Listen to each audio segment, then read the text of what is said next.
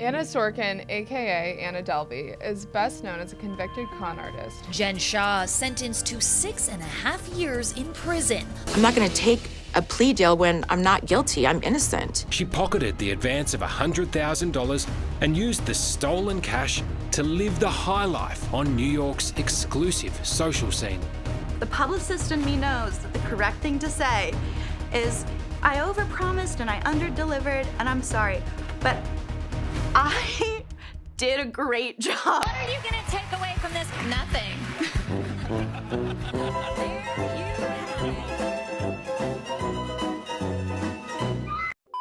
Once I heard that Anna Delvey was getting a slot on Dancing with the Stars, I then became fascinated with our fascination for criminals, con artists, and bad people, and why a lot of the time society seems to prop these people up and make them stars. Today I want to talk to you about the con artist to reality star influencer pipeline. I also want to talk to you about why I think there are so many bad people on social media. Does the social media influencer career tend to attract a certain type of person? I would love to hear your theories on this in the comments down below.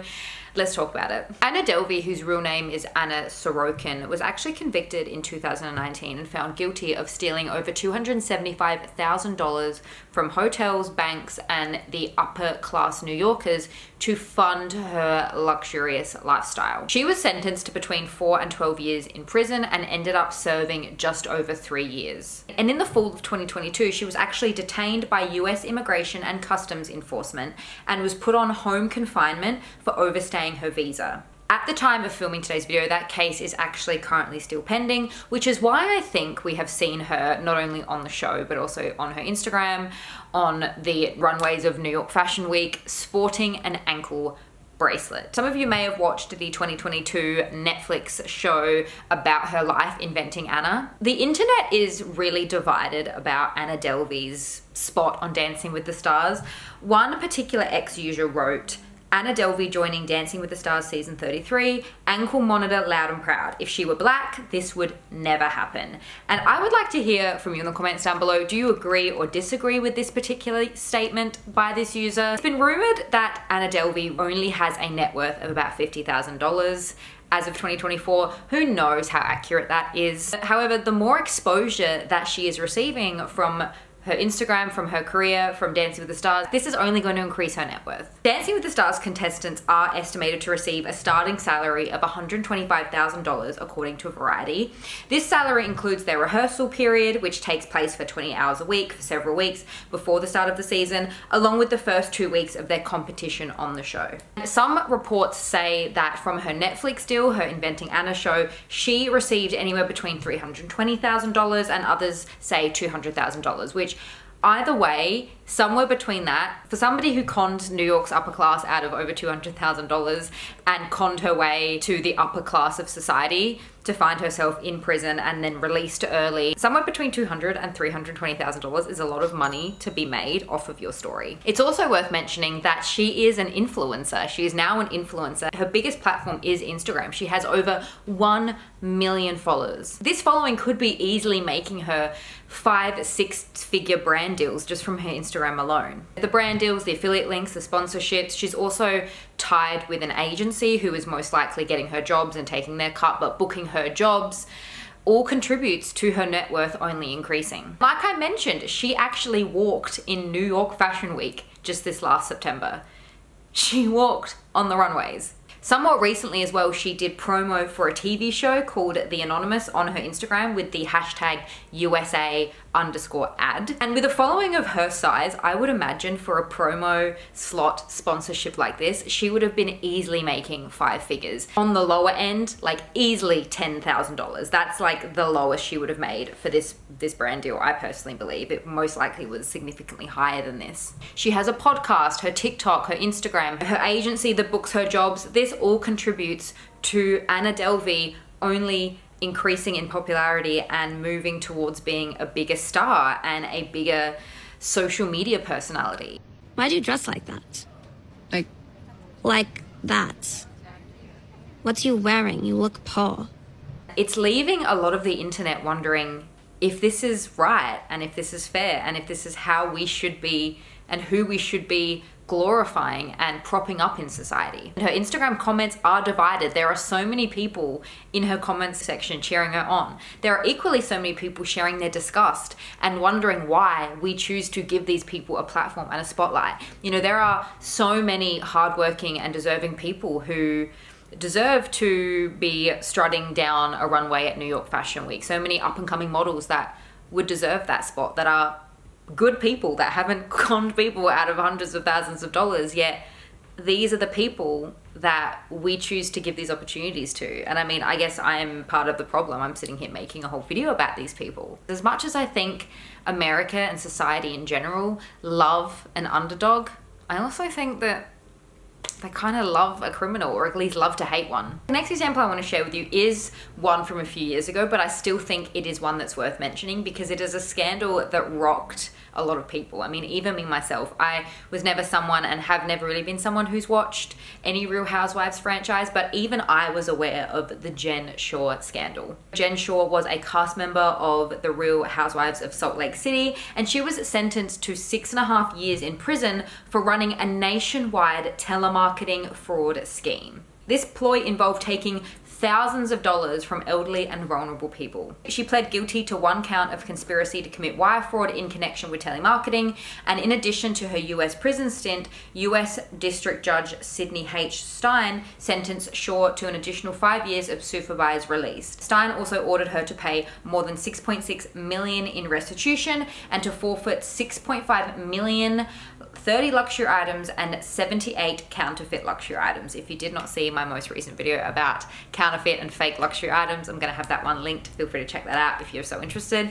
But the scheme lasted from 2012 until she and her assistant Stuart Smith were arrested in March of 2021. 10 years, an entire decade of conning people. Priya Chaudhry, which was Shah's attorney, said that the reality star, quote, deeply regrets the mistakes that she has made and is profoundly sorry for the people she has hurt. Jen has faith in our justice system and understands that anyone who breaks the law will be punished and accepts this sentence as just. Chaudhry said in a statement, Jen will pay her debt to society, and when she is a free woman again, she vows to pay her debt to victims harmed by her mistakes. Prosecutors said that Shah played a lead role in the crime that targeted and victimized thousands of people across the country. So essentially, these victims of this fraud were convinced to invest in these bogus business opportunities and spend money on such services like web design or services to help with tax preparation.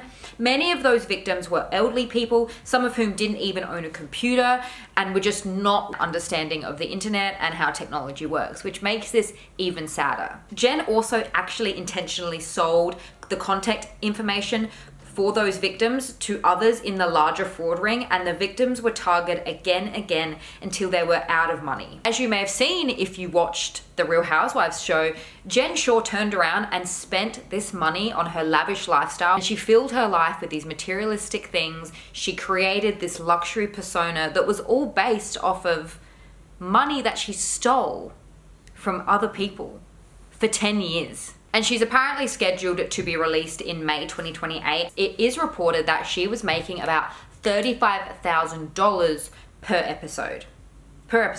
And if she's anything like Anna Delvey, I honestly wonder if come May 2028, if she'll be welcomed back on our TV screens with open arms. If she was being paid $35,000 before this, I wonder how much producers will be willing to pay her to get on reality TV show. I'm sure they'll be knocking down her doors to either have her be a part of Real Housewives again or potentially have her own reality TV show. As you can see here on dearjenshah.com, she has this whole website set up. It says, welcome to Dear Jen Shah, and you can subscribe to receive information on her. Please address all written letters to Jen Shah at the Bryan Federal Prison Camp. And to me, it's just wild that somebody that scammed elderly, innocent people out of thousands of dollars gets fan mail. As you can see here, she has a diary set up, and her most recent diary entry was on the 15th of February of this year. I do just want to read a little snippet, and it says, I have been away from my family for 1 year.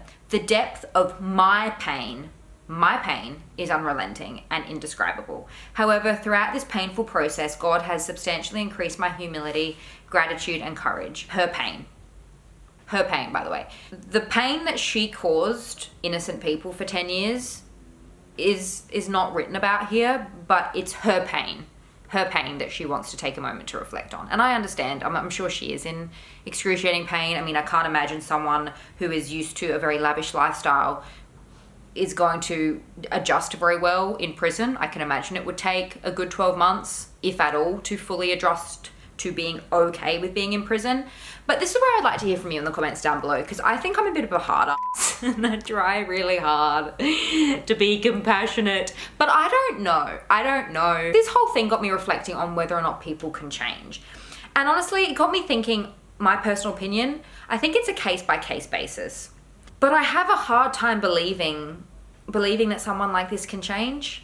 I mean, obviously, I'm fully in support of someone like this changing and becoming a good person and a good member of society. But, you know, this wasn't just one little mistake. This wasn't just one little slip up. This was 10 years of constant deception, constant stealing of other people's money. This wasn't just one little slip up. This wasn't just one little slip up because she couldn't feed her family or she was homeless. She was living in a mansion, living this lavish life with all her materialistic things, counterfeit and real. And this was a decision that she made again and again for 10 years. This wasn't a choice that she made out of desperation for not being able to feed her family. This was a constant choice that she made to scam the elderly for 10 years out of pure greed and selfishness. If I can talk to the people that scam me, I would say, would you do this to your mother? As you can see here, she has over 200,000 followers on Instagram still. And her two most recent, semi-recent posts do have the comments turned off, but I do want to just take a second to read her most recent post from, this was back in 2022, where the comments are still on.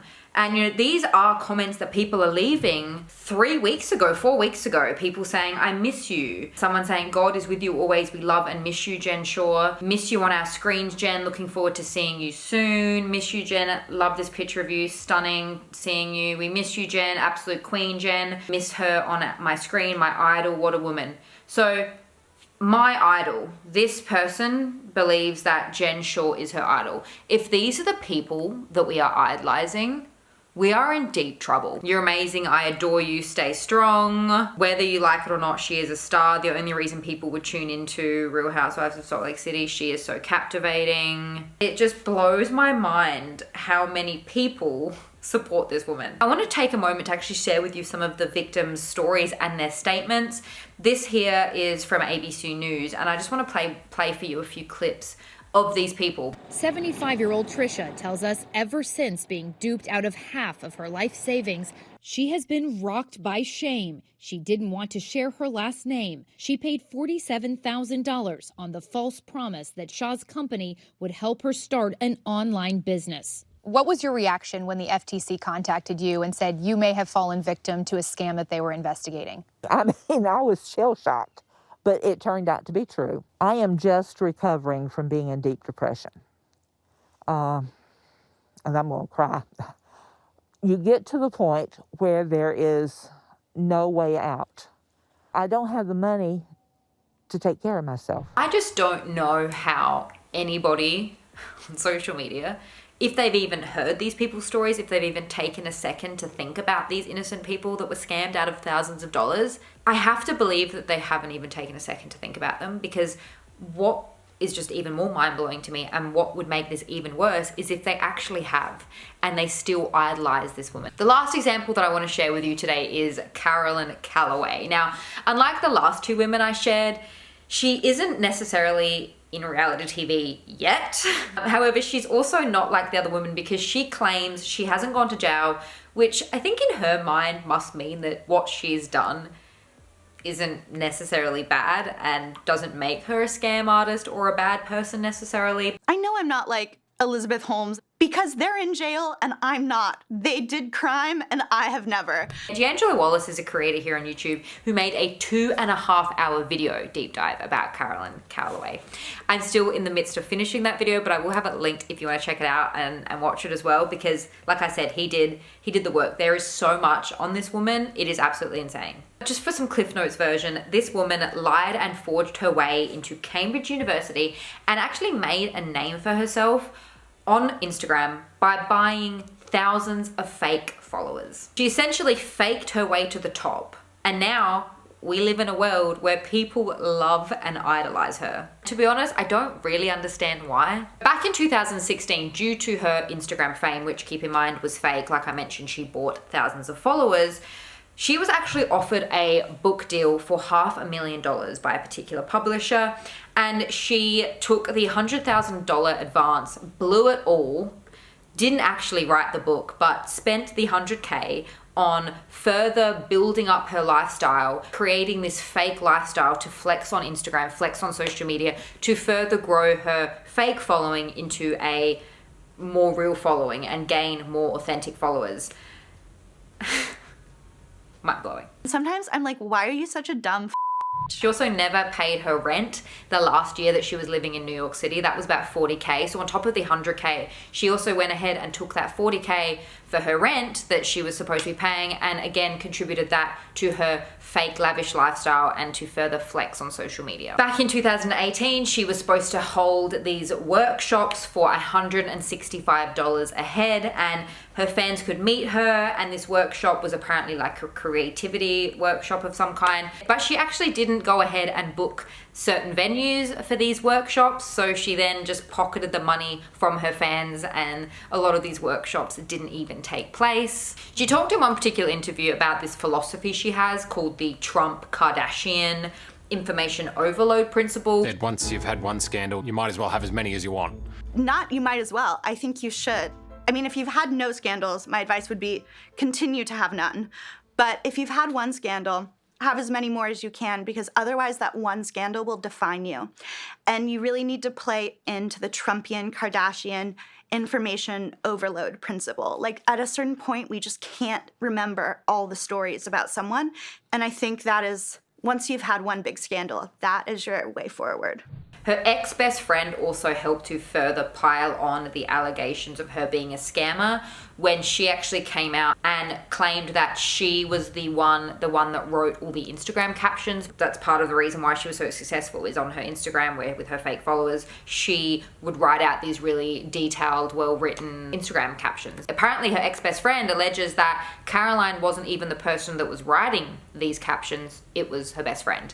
This has not been confirmed or denied. Again, this is all just hearsay, allegation, speculation. It certainly didn't help her reputation, or I guess in a way it kind of did, because she also then went ahead and wrote a book. She's written multiple books actually, one particular one being called Scammer, which is a memoir, and it is a bestseller. So we'll just take a second for a moment. She scammed her way to the top by buying fake followers, which then led her to having a real following on Instagram, because some people are sheeple and they see someone with a lot of followers and think, oh my God, that person must be worth following, I'm gonna follow them. She was offered a $500,000 book deal, took the $100K advance, spent it to further increase her social standing and create this fake lifestyle, and then now is a best-selling author of a book called Scammer. She has an Instagram following now of over 650,000 people. She has multiple podcasts, and she is a best-selling author, like I mentioned. Also, at one point, it's worth mentioning, she was an OnlyFans creator. She was in the top 0.3% of creators and was making $25,000 a month selling topless photos of herself. And she claims that she did this in order to pay back what she owed to the original publisher. I was making like 25 grand a month, so I wish I could say I paid them back in 4 months. No. I paid them back in like 8 months, because I spent $100,000 on just rent, because I don't know, because I'm incorrigible, because I'm the problem. And I think what is so strange to me is there are publications like Marie Claire, like the Washington Post, and Vogue. Vogue actually did an article on her, and the article was titled "In Defense of Caroline Calloway." What? Again, maybe because I'm now just a almost 32-year-old cynic, but as someone who, if you used to watch my channel back in the day, and I used to just be a fashion-obsessed shopping addict, essentially, I used to idolize Vogue. I used to idolize that publication, and to think that they're at a place now where they're literally writing defense articles for women like this is now the state of media and these publications that I actually used to look up to. How the mighty have fallen. To end today's video, I would love to hear from you in the comments down below. I would love to hear your theory. Why do you think it is that people like, support, and follow, or even just give these people their money? You could argue I'm no different. I spent hours researching for today's video. I am no holier than thou. I clearly have also given these people my time and my energy. There's that saying, right? Like you can't look away from a train wreck. Essentially, is that what this is? We see these people bleeding out. We see them sharing everything, oversharing, doing the most outlandish things that most normal people, you and I, would never dream of doing. We would never dream of doing some of these things, hurting other people in this way. But when we see other people doing it, we just can't look away. Like, we find it so unbelievably fascinating because it is so out of the realm of anything a lot of us would ever consider doing to another human being. You're probably like a nice, normal, level-headed person, and you would never dream of hurting somebody in this way. You would never dream of doing anything. You would never go to these lengths to hurt another individual, another human being. And maybe it's just the case of it's like a train wreck. You know, a lot of us just can't look away because it is so unbelievable. When we see someone else engaging in this, when we see someone oversharing, shouting from the rooftops about how bad they are, or just doing the most horrible things with almost like no regard for anyone else involved, it's fascinating. Do you think it's kind of similar to why so many people enjoy true crime and so many people enjoy reading books or listening to podcasts or watching interviews or movies about serial killers? Because it's just so out of our realm of what any of us, most of us, I'd like to think, would ever dream of doing or ever even be able to physically do. Like, most of us here, I like to think, could not even physically do any of the things that I talked about in today's video, or some of the worst things that we see in society. Most of us wouldn't dream of doing that to another human being. I would love to hear your theory on this in the comments down below. And today's video also got me thinking about why so many like egocentric, narcissistic, I'm not even go so far as to say psychopaths, con artists are drawn to social media. They're drawn to the spotlight. They're drawn to reality TV and that kind of internet fame or just mainstream fame. How desperately did you want to become popular? Oh gosh, sickeningly. Why is it that so many of them make good internet personalities? Look, I hate to pull this quote from Michaela.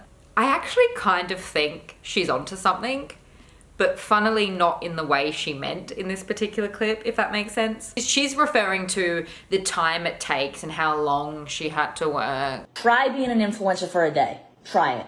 Because the people who say it's easy are so far out of their minds, try it for a day.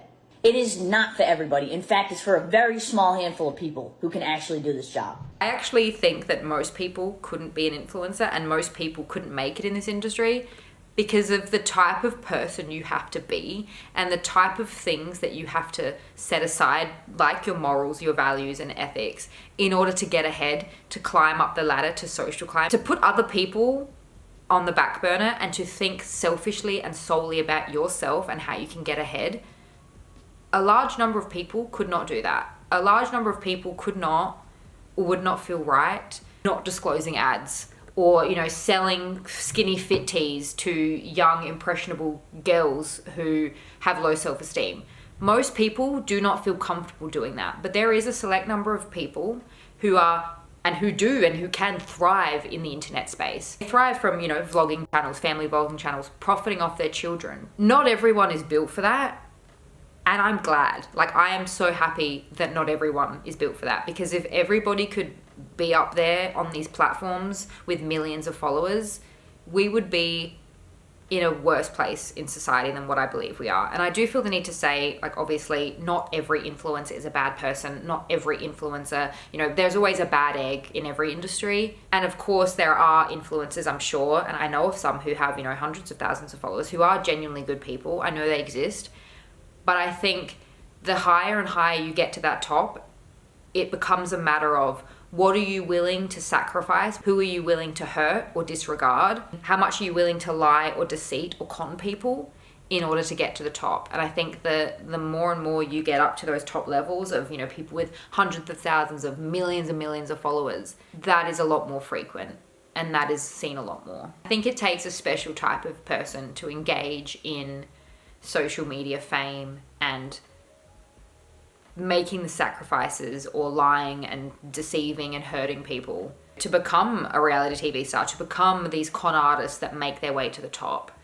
It takes a special type of person. And when I say special, like, I don't necessarily mean in a good way. I'd love to hear from you in the comments down below why you think it is that these people get to the top, what you think the correlation, the connection is between, you know, the con artist to reality star influencer pipeline, and why we have such a fascination with criminals and con artists and bad people. I would love to hear your theories and thoughts in the comments down below. I'm really excited to reading what you have to say.